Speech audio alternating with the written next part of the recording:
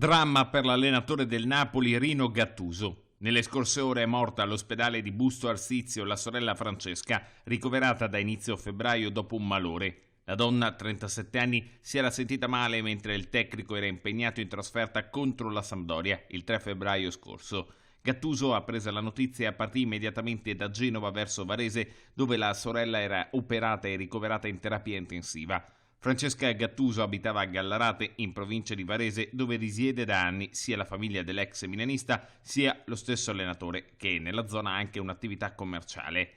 Il tecnico dei Campani ha preso la tragica notizia mentre si trovava a Castel Volturno, nel centro di allenamento della squadra partenopea, ed è partito per la Lombardia. Il profilo Twitter del Napoli e del suo presidente hanno espresso il loro cordoglio con due messaggi. Aurelio De Laurentiis con la moglie Jacqueline e i figli Luigi, Edoardo e Valentina, i dirigenti, lo staff tecnico, la squadra, tutta la SSC Napoli e la Phil Mauro abbracciano forte Rino Gattuso e partecipano al suo immenso dolore per la scomparsa della sorella Francesca. Ti siamo tutti vicini con il cuore, caro Rino. Il Milan, squadra in cui Gattuso ha trascorso tanti anni da calciatore e anche da allenatore, ha espresso il proprio cordoglio sul sito ufficiale. La famiglia Gattuso è e sarà sempre nel cuore del Milan. Il sorriso e la comunicativa di Francesca Gattuso, sorella del nostro campione e nostro ex allenatore Rino, lasceranno una traccia indelebile a Milanello e nei nostri cuori. Non passava giorno senza che il centro sportivo rossonero non si informasse sulle sue condizioni di salute. Francesca ha lavorato per 14 anni nel Milan, con il Milan e per il Milan. Rino le aveva trasmesso la passione per Milanello e lei stessa ha sempre tenuto ben stretti a sé i valori rossoneri.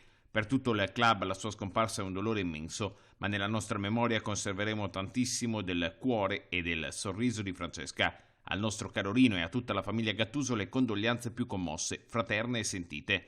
Anche l'Inter ha inviato un messaggio al tecnico del Napoli attraverso Twitter.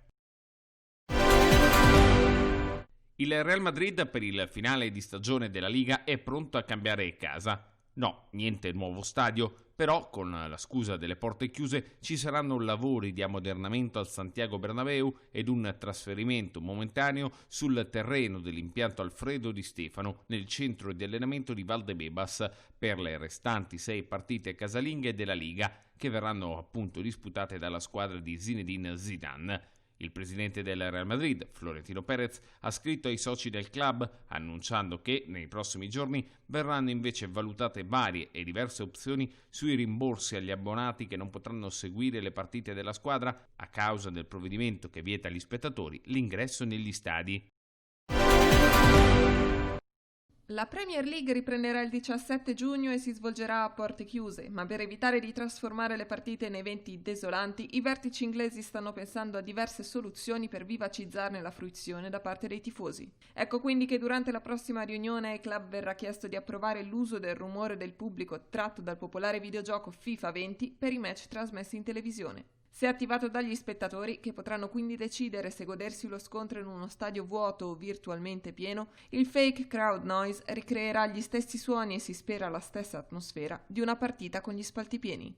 Ma questa non è l'unica novità al vaglio. Altre innovazioni prevedono l'utilizzo di un mosaico con i volti dei fan sulle tribune, replay a 360 gradi e una nuova videocamera tattica. Secondo il Daily Mail, tutte le proposte dovrebbero essere approvate senza problemi. La Formula 1 riaccende i motori ed è pronta a ripartire. Dopo il rinvio per l'emergenza sanitaria dovuta alla pandemia di Covid-19, il Circus ha ufficializzato un calendario delle prime 8 gare che si terranno in Europa tra luglio e settembre prossimi. I Gran Premi si correranno sui circuiti di Spielberg, Austria, il 5 e 12 luglio, di Budapest, in Ungheria, il 19, di Silverstone, Gran Bretagna, il 2 e 9 agosto, di Barcellona, in Spagna, il 16, alla fine dello stesso mese, precisamente il 30, e di Monza il 6 settembre. La Formula 1 ha anche comunicato che le successive prove saranno ufficializzate nelle prossime settimane con l'obiettivo di arrivare a 15-18 gare nel 2020. Come precedentemente indicato, è attualmente previsto che le prime corse si svolgano a porte chiuse, con la speranza di poter riportare i tifosi in tribuna quando sarà possibile farlo in sicurezza, come si legge in una nota della Formula 1. Per consentire la ripresa delle gare, la FIA e la Formula 1 hanno anche messo in atto un piano per combattere la diffusione del nuovo coronavirus. Tra le precauzioni adottate vi sono la limitazione del numero di persone nel paddock, i controlli sanitari alla partenza per il paese ospitante e all'arrivo, da reiterare quindi ogni 2 giorni. I team saranno infine isolati gli uni dagli altri all'interno dei circuiti e dal grande pubblico esterno, in occasione di voli internazionali, trasporti locali e hotel.